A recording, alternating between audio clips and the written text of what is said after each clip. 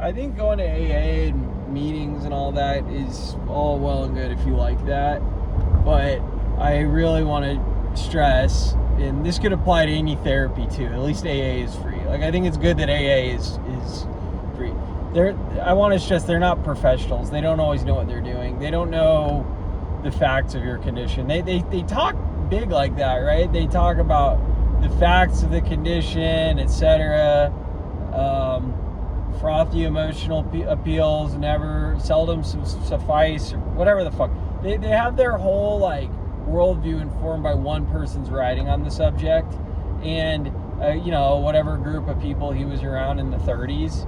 And fast forward to almost 100 years later, it's a little bit. It's just like a little bit. What's the word? It's a little bit circular. It just goes back to that book. And there's good things, sure, in the book, but it's like there's good things in any book. It's just kind of like they're treating a complex set of problems that are going to vary from person to person with like one solution, and they have a bit of arrogance about them. And I never got to the point where I had any kind of justified arrogance. I would just become arrogant about like the program being the solution because that's what everyone around me was saying and doing, right? Like when a newcomer would come in and I'd offer to sponsor them and they just said, "Oh, I'm just going to sponsor myself through the book." And I'd be like, "Oh, that's not going to work. Like, you're going to drink again if you do that," basically. It's just, you get into this place, and a lot of people in AA aren't like that, but you get into this place where you're looking at everything through this like narrow lens. And I had to zoom out at my own life and see, oh, the thing keeping my life going well is me being sober. And AA, personally for me, I'm sure there's people having a place you can regularly check in and be around people and having a structure and order or whatever. It's probably better than nothing for a lot of people. But I found that structure was not giving me what I needed.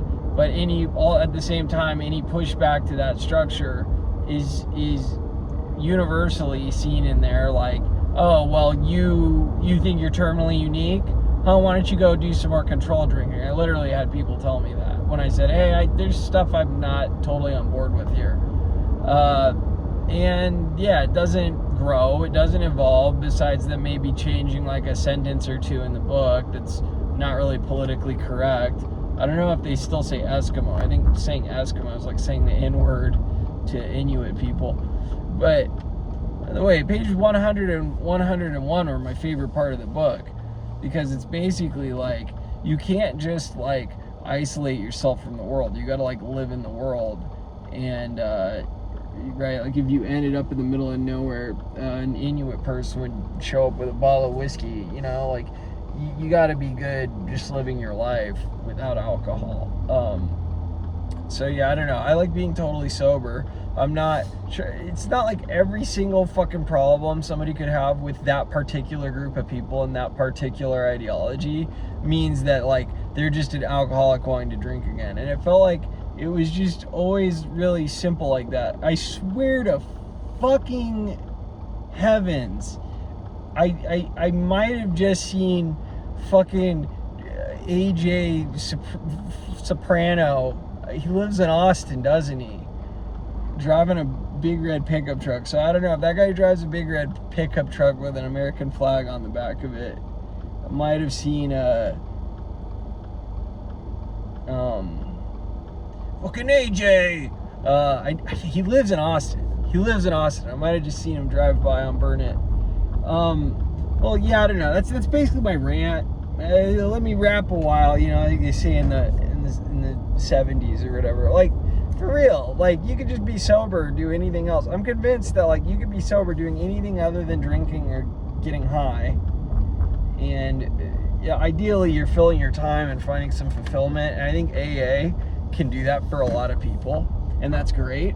But I don't think they have the right to just be like fucking telling people that they got like the medical facts of their condition. You can go to fucking medical school. Even dude, clinical psychology could be considered a pseudoscience too, like the same way AA is. But I think they have a little bit more empirical evidence behind their treatment methods than I don't know, it's like something some guy pulled out of a fucking hat, you know?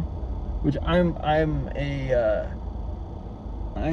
ex-Mormon. I'm recovering from Mormonism too, in addition to AA and drug addiction.